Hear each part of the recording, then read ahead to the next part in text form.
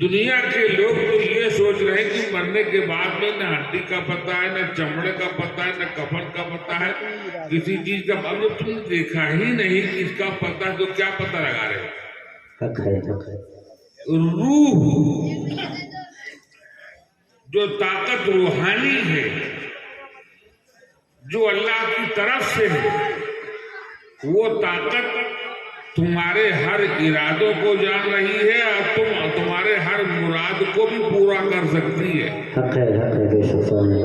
مرنے کے بعد میں دکھائی تو نہیں دیتے، لیکن حدیثوں میں آیا ہے کہ محبوبان خدا دور سے سنتے ہیں، دور سے دیکھتے ہیں اور دور سے مدد چاہنے والوں کی مدد فرماتے ہیں، لیکن جو ہو ذوق یقین پیدا۔ ایسے بھی لوگوں کی کمی نہیں ہے کہ مرنے کے بعد میں سارا معاملہ ختم ہو گیا، لیکن میں یہ تو کہتا ہوں کہ مرنے کے بعد میں طاقت اور بڑھ جاتی ہے،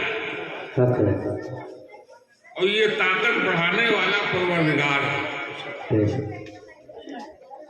تو یہ جو عرس آپ کے سامنے چل رہا ہے، پہلا دن ہے۔ 3 دن کے پروگرام میں آپ کا یہ پہلا دن میلاد النبی کے نام سے ہے۔ آج کا اسٹیج علماء اکرام کی ذمہ داری پر ہے، نعت خوانی ہو رہی ہے، جو میلاد شریف کے نام سے اس اسٹیج کا نام دیا گیا ہے۔ اس اسٹیج پر علم و عمل، حکمت، عقیدہ، عمل کی اصلاح، ان سب کی باتیں ہوتی ہیں۔ ایک مسلمان کے لیے ضروری ہے کہ وہ اپنے کو اللہ کی بارگاہ میں سچا کر کے دیکھے۔ مومن کی شان یہ ہے کہ جب وہ کوئی نیک کام کرتا ہے تو وہ خوش ہو جاتا ہے۔ مومن کی پہچان ہے کہ جب وہ اچھا کام کرتا ہے، نیک کام کرتا ہے تو وہ خوش ہو جاتا ہے، اور برا کام جب کرتا ہے تو وہ شرمندہ ہو جاتا ہے۔ یقیناً یہی پہچان ہے۔ لیکن کبھی آپ نے اپنی نفس کا محاسبہ کیا؟ آپ تو اپنے دکان کا حساب لگاتے ہیں، اپنے مکان کا حساب لگاتے ہیں، اپنے کاروبار کا حساب لگاتے ہیں، دنیا داری کا حساب لگاتے ہیں، چاہے مال تمہارا ہو یا غیر کا ہو اس کا حساب لگاتے ہیں، لیکن کبھی آپ نے اپنی نفس کا حساب کیا ہے؟ کبھی آپ نے اپنی نفس سے پوچھا ہے کہ ہم کتنے شرمندہ ہیں، ہماری کتنی نمازیں قضا ہو گئی، ہمارے کتنے روزے کھا گئے؟ کبھی آپ نے یہ سوچا کتنی برائی میں ہم منہمک ہیں، کتنی برائیاں ہمارے سر پر لگی ہوئی؟ کبھی آپ نے اس کے بارے میں سوچا ہے؟ نفس کا محاسبہ کیجیے۔ دور چل رہا ہے شراب پینے کا، شراب کے اڈے جگہ جگہ پر ہیں۔ ایک مسلمان کی شان یہ نہیں ہے کہ وہ شراب کا استعمال کرے، ایک مسلمان کی شان یہ نہیں ہے کہ جوا کے قریب جائے، ایک مسلمان کی شان یہ نہیں ہے کہ چوری کرنے کے لیے نکلے، ایک مسلمان کی شان یہ کہ برائیوں سے بچے اور بچائے۔ شراب کی کتنی وعیدیں آئیں، کتنی سزائیں کی، حدیث شریف میں آیا ہے۔ میرے آقا صلی اللہ علیہ وسلم ارشاد فرماتے ہیں، صحابہ اکرام سے آپ نے ارشاد فرمایا، اے صحابیوں، خدا فرماتا ہے کہ میرے بندوں میں سے جب کوئی بندہ شراب کا ایک گھونٹ پیتا ہے، شراب کا ایک گھونٹ پیتا ہے، تو اے محبوب میں اسے تینۃ الخبال پلاؤں گا۔ صحابہ اکرام نے عرض کیا یا رسول اللہ تینۃ الخبال کیا چیز ہے؟ میرے نبی اور آپ کے نبی نے ارشاد فرمایا تینۃ الخبال سنو، جہنمیوں کے جسم سے نچوڑا ہوا خون اور مواد پلایا جائے گا۔ اب آپ بتائیے کہ نبی کی بات سچی ہے کہ نہیں سچی؟ سچ بولو، میرے نبی نے جو فرمایا سچ فرمایا کہ نہیں فرمایا؟ سچ ہے۔ شراب کا ایک گھونٹ جو پی لے گا میں اسے تینۃ الخبال پلاؤں گا۔ صحابہ حیران ہو جاتے ہیں یا رسول اللہ تینۃ الخبال کیا ہے؟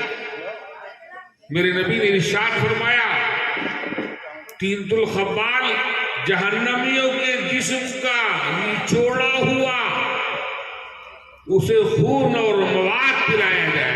اللہ صحابہ اکرام کی گردنیں لٹک گئیں۔ زمانے جاہلیت میں وہ لوگ بھی اس چیز میں اس بلا میں مبتلا تھے، آنسو کے دھارے لگ گئے، لیکن ایمان لانے کے بعد میں تو سب معاف ہو جاتا ہے۔ میرے آقا صلی اللہ علیہ وسلم سے صحابہ اکرام نے عرض کیا یا رسول اللہ اور اگر کوئی سچی اور پکی توبہ کر لے دوبارہ نہ پیے، کرم دیکھیے میرے پروردگار کا اور نظر عنایت دیکھیے میرے سرکار کی۔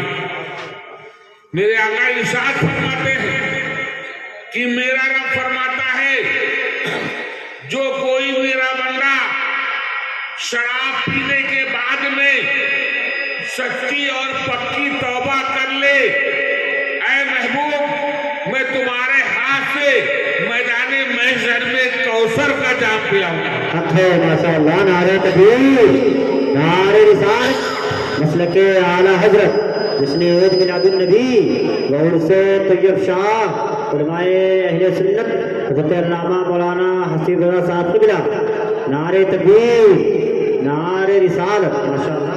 اپنی نفسوں کا محاسبہ کیا، حساب کیا کبھی میری کتنی فجر چھوٹ گئی؟ صحابہ اکرام ایک نماز ہو جاتی تھی دوسری نماز کا انتظار کرتے تھے، ایک ہو جاتی ایک پڑھ لیتے دوسری نماز کا انتظار کرتے، مسجد سے جانے کا نام نہیں لیتے۔ ظہر پڑھ لیا عصر کا انتظار ہے، عصر پڑھ لیا مغرب کا انتظار ہے۔ ایک صحابی رسول دوڑتے ہوئے مسجد میں آئے، جلدی جلدی نماز پڑھی۔ میرے آقا نے ارشاد فرمایا کیا ہوا؟ اتنا پریشان تو کیوں ہے؟ اتنا بےتاب تو کیوں ہے؟ بے چین کیوں ہے؟ تو وہ صحابی رسول عرض کرتے ہیں یا رسول اللہ میرا اونٹ گم ہو گیا، میرا اونٹ گم ہو گیا۔ تو میرے آقا مسکرا دیتے تیرا اونٹ گم ہو گیا؟ میں تو سمجھتا تھا کہ تیری نماز میں تکبیر اولا قضا ہو گئی، نماز میں تیری تکبیر اولا قضا ہو گئی اس لیے اتنا بےتاب ہے، اتنا بے چین ہے، اور تیرا اونٹ گم ہو گیا۔ ارے انعام حاصل کیجئے، اللہ کے انعامات جاری ہیں۔ نماز فجر ادا کرنے کے بعد میں یہ تحیہ کرو اور یہ ارادہ رکھو کہ انشاءاللہ ہم ظہر کی نماز ادا کریں گے، تو فجر سے لے کر ظہر کی ادائیگی سے پہلے پہلے تمہارے ارادے کا ثواب اللہ عطا فرماتا ہے۔ ظہر کی پڑھ لیا، عصر کا ارادہ ہے تو ظہر کے بعد سے لے کر عصر تک جتنا وقفہ گزرا، جتنا ٹائم گزرتا جاتا ہے، اللہ تعالیٰ تمہارا نام عبادت گزاروں میں لکھتا ہے۔ عصر پڑھنے کے بعد میں عصر پڑھنے کے بعد مغرب کی نماز کا انتظار ہے، تو عصر کے بعد سے لے کر مغرب تک جتنا ٹائم گزرتا ہے، نیکیاں ہی نیکیاں تمہارے اعمال میں لکھی جاتی ہیں۔ مغرب کی نماز ادا کی، عشاء کا انتظار ہے، تو مغرب سے عشاء تک وہ انتظار والا ٹائم تمہارا نیکیوں میں تبدیل ہو جاتا ہے، اور پھر عشاء کی نماز پڑھ لیا، آرام سے بستر پہ سو جائیے۔ ارادہ فجر کا ہو کہ انشاءاللہ ہم ضرور ادا کریں گے، یہ ارادہ لے کر کے آپ عشاء کی نماز پڑھ کر سو جائیے، خوب کروٹ بدل لیجیے، خوب گھراٹے لیجیے۔ ارے سونا تمہارا عبادت میں لکھا جا رہا ہے۔ ارے ہم تو مائل با کرم ہیں، کوئی سائل تو ہو، راستہ دکھائے کسی رہنما منزل تو ہو۔ اللہ کے انعامات ہر وقت جاری ہیں اپنے بندوں پر۔ تم یہ نہ سمجھو کہ اللہ کی نظر تم پر نہیں ہے جو تم کرتے ہو۔ لقمان حکیم نے اپنے بیٹے سے فرمایا تھا کہ اے بیٹے، گناہ وہاں کرنا جہاں تمہیں تمہارا خدا نہ دیکھے۔ گناہ تم وہاں کرنے کی ہدایت کر رہے ہیں، گناہ تم وہاں کرنا جہاں تم کو تمہارا خدا نہ دیکھے۔ بیٹا کہتا ہے ابا جان، وہ کون سی جگہ ہے، وہ کون سا مقام ہے جہاں پر خدا نہیں دیکھتا ہے؟ کہا بیٹے، یہی بات تو میں تمہاری زبان سے کہلوانا چاہتا تھا کہ تم سمجھو کہاں گناہ کرو گے، ذرے ذرے میں خدا ہے، پتے پتے میں خدا ہے، صرف مسجد میں خدا نہیں، تمہارے گھروں میں خدا ہے۔ گناہ کہاں کرو گے؟ اسی لیے تو لکھا ہوا ہے کہ نماز پڑھنے کے لیے مسجد جاؤ تو نماز پڑھنے کے لیے اس طرح تم تیار ہو کر کے جاؤ کہ جب تم نماز کی حالت میں ہو تو یہ تم سمجھو کہ ہم خدا کو اپنی آنکھوں سے دیکھ رہے ہیں، ہم اپنے خدا کو اپنی آنکھوں سے دیکھ رہے ہیں۔ اس طرح تم عبادت کیا کرو، اور تمہارا خیال اتنا فصیح و بلیغ نہ ہو، اتنا اونچا نہ ہو کہ ہم خدا کو دیکھ پائیں گے، تو تم یہ سمجھو کہ ہم خدا کو نہیں دیکھ رہے ہیں، لیکن اللہ ہم کو دیکھ رہا ہے۔ اللہ جب ہم کو دیکھ رہا ہے، اب آپ رکوع میں ہے تو دیکھ رہا ہے، تمہارا سجدہ بھی دیکھ رہا ہے، تمہاری اتحیات بھی دیکھ رہا ہے، تمہارا رکوع میں جانا، تمہارا قعدے میں جانا، یہ سب کچھ اللہ تمہیں دیکھ رہا ہے۔ اب آپ غور کیجئے کہ جو پروردگار تمہیں مسجد میں نماز پڑھتا ہوا دیکھتا ہے، رکوع میں دیکھتا ہے، سجدے میں دیکھتا ہے، قعدے اولا اور اخیرہ میں دیکھتا ہے، جو پروردگار تمہیں نماز پڑھتا ہوا دیکھتا ہے، وہی پروردگار مسجد کے باہر تمہیں گناہ کرتا ہوا بھی دیکھتا ہے، تمہیں چوری کرتا ہوا بھی دیکھتا ہے، شراب پیتا ہوا دیکھتا ہے۔ تم اپنی نفسوں کا محاسبہ کرو کہ ہم کہاں پہنچ رہے ہیں، اس لیے کہ اللہ رب العزت کی ذات سے تمہاری کوئی بات پوشیدہ نہیں، وہ ذرے ذرے کا علیم و خبیر ہے۔ اپنی نفسوں کا محاسبہ کرو، کتنے روزے ہم نے کھائے، کتنی غلطیاں کی ہیں۔ یہ عرس اسی لیے منائے جاتے ہیں، پہلا دن پیغام کا ہوتا ہے کہ تم اپنے عوام کو اللہ رب العزت کی طرف لے جاؤ اور بتاؤ رسول کریم صلی اللہ علیہ وسلم کا مرتبہ کیا ہے، اولیاء اکرام کا مرتبہ کیا ہے. یہ فاتحین اسلام جنہوں نے اسلام کو اپنے خون سے سینچا ہے، ان کے اوصاف حمیدہ بیان کرو.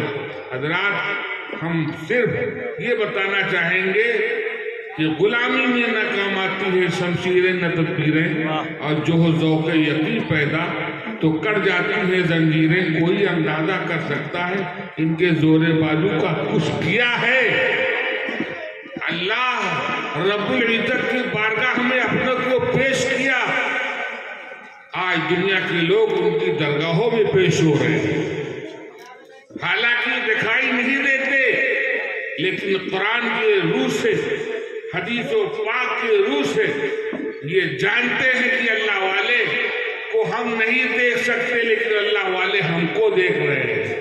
خوش نصیب وہ لوگ جو لوگ عرس کی سربراہی کرتے ہیں، عرس مناتے ہیں. ہم اہل سنت و جماعت، یہ تو خوشی کی بات ہے کہ ہمارے فخرپور میں جتنے عرس ہوتے ہیں کسی گاؤں میں، کسی شہر میں نہیں ہوتے. فخرپور ہمارا جو ہے یہ عرسوں کا علاقہ ہے. کتنے عرس ہوتے ہیں اگر آپ شمار کریں تو حضرت دادا میاں شمشام علی رحمۃ اللہ تعالیٰ علیہ کی بہت پرانا عرس ہے، اور اس کے بعد عرس بزرگوں میں سے حضرت شاہ طیب رحمۃ اللہ علیہ ہے، اور اس کے بعد شاہ غلام طہا شاہ رحمۃ اللہ تعالیٰ علیہ ہے، اور چلے جائیے پچھم کی طرف جناب فضل شاہ رحمۃ اللہ تعالیٰ علیہ ہے، اور چلے جائیے روڈ کے اس پاس اور دہوا میں شہید ملت کی بارگاہ ہے. ارے پانچ عرس تو نامی ہیں، باقی تو چھوٹے چھوٹے عرس تو ہوا ہی کرتے ہیں. اور اس سے وہ ہوتا کیا ہے؟ پیغام دیا جاتا ہے سچائی کا، پیغام دیا جاتا ہے محبت کا، پیغام دیا جاتا ہے الفت کا، پیغام دیا جاتا ہے سچا عقیدہ رکھنے کا، پیغام دیا جاتا ہے اعلیٰ حضرت کے راستے پر چلنے کا، پیغام دیا جاتا ہے غریب نواز کو ماننے کا، پیغام دیا جاتا ہے مسعود غازی کو ماننے کے لیے، پیغام دیا جاتا ہے غوث اعظم سے محبت کرنے کا، پیغام دیا جاتا ہے اللہ والوں سے محبت رکھنے کا. یہ عرس اس لیے تو ہوتا ہے. عرس سے لوگ نفرت کیوں کرتے ہیں؟ عرس تو ایک بہترین چیز ہے، لیکن اللہ والے جن سے محبت رکھتے ہیں وہی لوگ عرس مناتے ہیں، اور وہی لوگ عرس کے قریب میں جاتے ہیں. درود شریف پڑھیے بلند آواز سے. اللہم صلی علی محمد وعلی آل محمد وبارک وسلم. رات میرا یہ موڈ نہیں تھا، ہمارے علماء کرام بیمار ہیں تو ہم تھوڑا ٹائم اب بڑھانے کے لیے کہ جب قریب آ جائے تو ان دونوں حضرات کو پیش کر دیا جائے. یہ بڑے قیمتی لوگ ہیں، لیکن اس سے پہلے کہ میں یہ چاہتا ہوں کہ اس اسٹیج پر اور اس مائک کے سامنے ہمارے عزیز جو ہمارے مدرسے کے فارغ التحصیل ہیں جناب ارمان رضا صاحب جو عالم ہو چکے ہیں، ان سے میں کہوں گا کہ وہ مائک پر تشریف لائیں اور اپنی گنگناتی ہوئی آواز کے ساتھ نعت رسول کریم صلی اللہ علیہ وسلم گنگنانے کی سعادتیں حاصل کریں. تو مائک پر جناب ارمان رضا صاحب، اور آپ حضرات جاگتے رہیں.